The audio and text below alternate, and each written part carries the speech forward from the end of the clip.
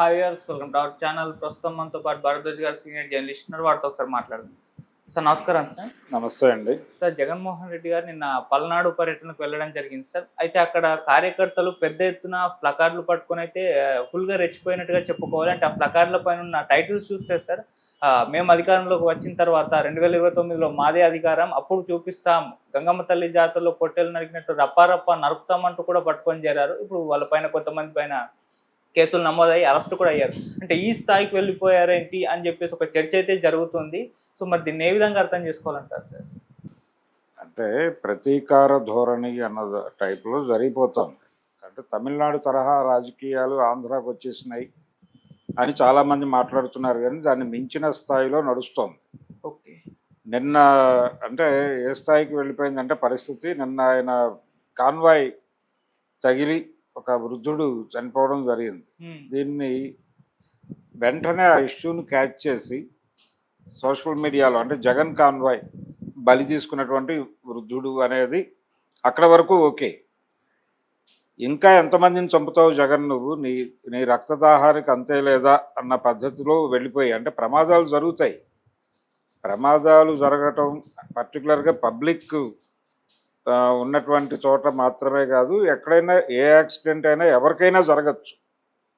Accident చేసిన వాడిది తప్పే, యాక్సిడెంట్ చేయకుండా ఉండాలి. కానీ జరిగిన తర్వాత దానికి సంబంధించి అరెస్ట్ జరగాలి. ఎవరైతే డ్రైవ్ చేశాడో ఆ డ్రైవర్ని అరెస్ట్ చేయాలి. కాన్సిక్వెన్సెస్ ఏమిటి అనేది విచారణ జరగాలి. అతను తప్పు చేశాడు అంటే శిక్ష పడాలి. ఆ మేరకు డిమాండ్ చేయటం తప్పు ఉందని నేను అనుకోను. కానీ నీ అంటే వాంటెడ్గా జగన్మోహన్ రెడ్డి ఆ డ్రైవర్ని అతను గుద్దు అని చెప్పినట్టుగా సెన్స్ కన్వే చేయటం వెనకాల పొలిటికల్ మోటో ఉంటుంది. ఆ పొలిటికల్ మోటో ఏంటంటే జగన్ పరమ దుర్మార్గుడు అని చెప్పడం ద్వారా అతని మీద ఒక నెగిటివిటీ స్ప్రెడ్ చేయటం. ఇప్పుడు ఇలాంటి సందర్భమే ఒకసారి పాత రోజులకు ఎడితే రామారావు గారు ఎన్నికల ప్రచారం చేసేటప్పుడు చైతన్య రథం మీద వెళ్ళేవాడు ఆయన. ఆ చైతన్య రథాన్ని ఇద్దరు డ్రైవ్ చేసేవారు. అందులో ఒకరు వారి ఆస్థాన డ్రైవర్ అయితే, రెండోది ఎక్కువ భాగం హరికృష్ణ డ్రైవ్ చేసేవాడు, రామారావు గారి కుమారుడు. ఆయన డ్రైవ్ చేస్తూ ఉండగా ఒక ఊళ్ళో విపరీతంగా ఒక జన ప్రవాహం ఒక ఏరియాలో చెరువు గట్టు నుంచి కిందకు దిగారు. అది ఎక్స్పెక్ట్ చేయలే వీళ్ళు. అన్ఎక్స్పెక్టెడ్గా జరిగింది. మెయిన్ రోడ్డు మీద వెళ్తున్నారు. ఆ చెరువు గట్టు మీద కూర్చున్న జనాలు ఈ చైతన్య రథం వస్తుందనే ఆవేశంతో దిగారు కిందకి. ఆ దిగిన వాళ్ళందరూ రోడ్డు మీదకి వచ్చారు. ఇది గోదావరి జిల్లాలోనే జరిగిన ఇన్సిడెంట్. వ్యాన్ ఈ చైతన్య రథం అన్కంట్రోలబుల్, అది బ్రేక్ వేసాడు, అయినా కంట్రోల్ కాలేదు. ఒక ప్రాణ నష్టం జరిగింది. ఆ సందర్భంగా జరిగినప్పుడు ఇమ్మీడియట్గా ఆయన దిగి ఈయన్ని మందలించాడు, డ్రైవర్ని మార్చాడు. తర్వాత అది హరికృష్ణ డ్రైవ్ చేస్తుండగానే జరిగింది. దానికి సంబంధించిన కాంపన్సేషన్ ఇవన్నీ అక్కడికక్కడే మాట్లాడి ఇష్యూని అక్కడే సెటిల్ చేయటం జరిగింది. దాంతో ఏమైందంటే మర్నాడు వార్తగా మాత్రమే వచ్చింది. దాని మీద ఇతరత్రా స్ప్రెడ్ చేసే అవకాశాలు దొరకలేదు. నిన్న జగన్ కూడా అది చేసి ఉండాలి. జగన్ కూడా ఇమ్మీడియట్గా వెళ్ళి దాన్ని అక్కడ యాక్టివిటీ మొత్తం తన కంట్రోల్లో తీసుకొని ఆ జరిగిన వ్యవహారం పట్ల చర్యలు తీసుకోవడం దగ్గర నుంచి మొదలు పెడితే తను ఎలా రియాక్ట్ అవుతాడు అనే దానికి సంబంధించినటువంటి వ్యవహారం నడిపేసి ఉంటే అదొక పద్ధతిగా ఉండేది. కానీ ట్రోలర్స్ ఉన్నారు ప్రపంచంలో అనే విషయం మర్చిపోతున్నారు. ట్రోల్ కంట్రోల్ చేయటం అనేది సాధ్యమయ్యే పని కాదు. ట్రోల్కి యాంటీ ట్రోల్ పెడితే కంట్రోల్ అయిపోతుంది అనుకోవడం కూడా తప్పే. అందుకని నాయకుల్లా బిహేవ్ చేయటం లేదు. నాయకులుగా బిహేవ్ చేసినా ఈ గోల్ ఉండదు. ప్రతీకార ధోరణి అంటే మేము అధికారంలోకి వస్తే మిమ్మల్ని అరెస్ట్ చేస్తాం, మిమ్మల్ని మీ తాట తీస్తాం అని చెప్పడం తప్పే. ఏది మేము రప్పా నరుకుతాం ఇలాంటివి పట్టుకోవడం అనేది ఖచ్చితంగా తప్పే. అంటే ఈ మాట అనటం అంటే వాళ్ళని అడ్మిట్ చేయటమే. ఇప్పుడు కావాల్సింది ఏమిటి? నువ్వు కొత్త మార్గాన్ని ఏర్పాటు చేయదలుచుకున్నప్పుడు కక్ష సాధింపు అనేది సబబా కాదా అనేది సమాజంలో విస్తృతమైన చర్చ పెట్టాలి.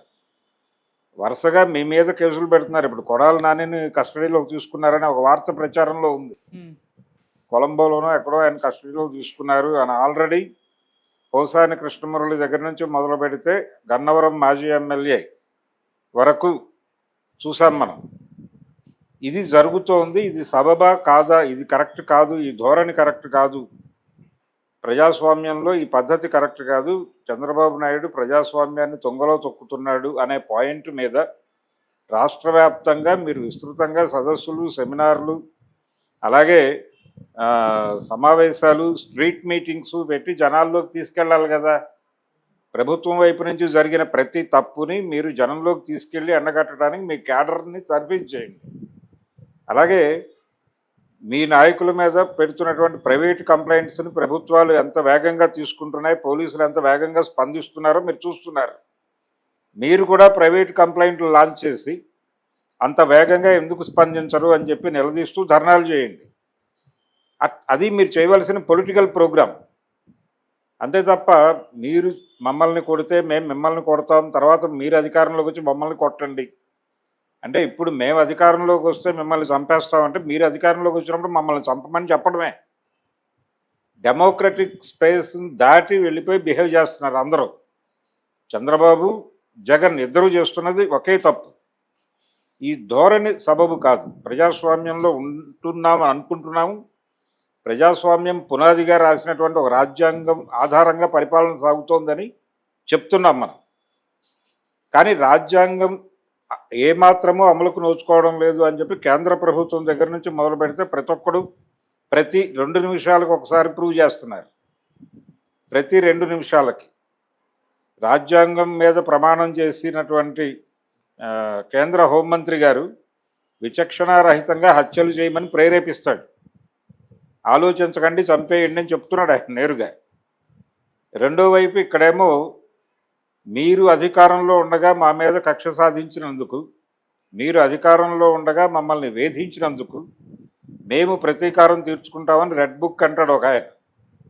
వీళ్ళేమో మా దగ్గర బ్లూ బుక్ రెడీ అవుతోంది అంటారు. ఈ రెడ్ బుక్కి బ్లూ బుక్కి మధ్య ఒక ఘర్షణ. మేము కేసులు పెడతామంటే మేము అధికారంలోకి వచ్చాక మేము కేసులు పెడతాం, మేము చంపేస్తామంటే మేము అధికారంలోకి వస్తే మేము చంపేస్తాం. ఈ ధోరణి పట్ల వ్యతిరేకత వ్యక్తం చేయాల్సినటువంటి అవసరం ఉంది. అంటే అక్కడ ఆంధ్రప్రదేశ్లో ప్రజాస్వామ్యాన్ని కాపాడుకోవడానికి ఒక 3వ సోర్స్ అవసరమైన పరిస్థితి. ఇప్పుడు వామపక్ష పార్టీలు కానీ, వామపక్ష ప్రజా సంఘాలు కానీ ఇమ్మీడియట్గా రంగంలోకి దిగి ఇద్దరిని కంట్రోల్ చేయాల్సిన ఒక అవసరం ఏర్పడింది. అందుకని ఈ ప్లకార్డులు పట్టుకున్న వాళ్ళ మీద కేసులు పెట్టడం అనేది జరుగుతున్న సందర్భంలోనే ఈ అరెస్టులు చేయటం, అంటే అరెస్టులు చేయటం నిజానికి ప్రజాస్వామ్యం మీద ఏమాత్రం వాళ్ళకి గౌరవం ఉన్న తెలుగుదేశం పార్టీకి కూడా, కూటమి ప్రభుత్వానికి ఏమాత్రం గౌరవం ఉన్నా వాళ్ళు చేయవలసిన పని ఏంటంటే వాళ్ళ మీద కేసులు పెట్టడం కన్నా కూడా ఓపెన్గా ఒక ప్రెస్ మీట్ పెట్టి ఈ ధోరణి సబబు కాదు, మీరు ఈ తరహా పద్ధతుల్లో ప్లకార్డులు పట్టుకొని హింసని ప్రేరేపించడం తప్పు అని చెప్పాలి. అరెస్టులు చేసి కేసులు పెట్టడం మళ్ళీ కక్ష సాధింపే.